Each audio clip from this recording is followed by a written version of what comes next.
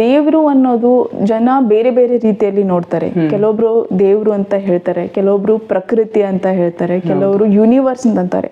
So ಯಾವುದೋ ಒಂದು ಶಕ್ತಿ ಇದೆ ನಮ್ಗೆ, ನಮ್ಮ ಮನುಷ್ಯರಿಗೆ ಕಣ್ಣಿಗೆ ಕಾಣದಂತಹ, ಆದ್ರೆ ಮನುಷ್ಯರ ಜೀವನದಲ್ಲಿ ಅದ್ಭುತವಾದ ಬದಲಾವಣೆಗಳನ್ನ ತರುವಂತ ಒಂದು ಶಕ್ತಿ ಇದೆ. ಯಾವ ರೀತಿ ಹೆಲ್ಪ್ ಆಗುತ್ತೆ? ಎರಡು. ಒಂದು, ಇಟ್ ಇಂಡ್ಯೂಸಸ್ ಪಾಸಿಟಿವ್ ಥಿಂಕಿಂಗ್. ಅಂದ್ರೆ ಯಾವಾಗ ನಾವು ನಾನೇ ಎಲ್ಲ ಸರಿ ಮಾಡಬೇಕು ಅಂತ ಅನ್ಕೊಳ್ತಾರಲ್ಲ, ಸೊ ಆ ಟೈಮಲ್ಲಿ ಒತ್ತಡ ನಮ್ಮ ಮೇಲೆ ಬರುತ್ತೆ.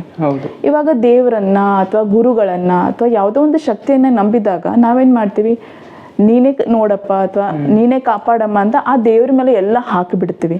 ಸೊ ಹಾಕಿದಾಗ ನಮಗೊಂದು ಧೈರ್ಯ ಇರುತ್ತೆ, ಇಲ್ಲ ಈ ದೇವ್ರು ಇದನ್ನ ಸಾಲ್ವ್ ಮಾಡೇ ಮಾಡ್ತಾರೆ. So it's a positive thinking. ಆ ಪಾಸಿಟಿವಿಟಿಯಿಂದ ಕೂಡ ಹೆಲ್ಪ್ ಆಗುತ್ತೆ. So yes, to some extent ದೇವರು ಅಂತ ಅನ್ಕೊಳ್ಳಿ ಅಥವಾ ಯಾವುದೇ ಒಂದು ದೈವಿ ಶಕ್ತಿ, ನಾವು ನಂಬಿರುವಂತಹ ಒಂದು ಶಕ್ತಿ, ಹೌದು. ಆದ್ರೆ ನಿಮ್ಗೆ ಅದು 100% ಟ್ರಸ್ಟ್ ಇರಬೇಕು.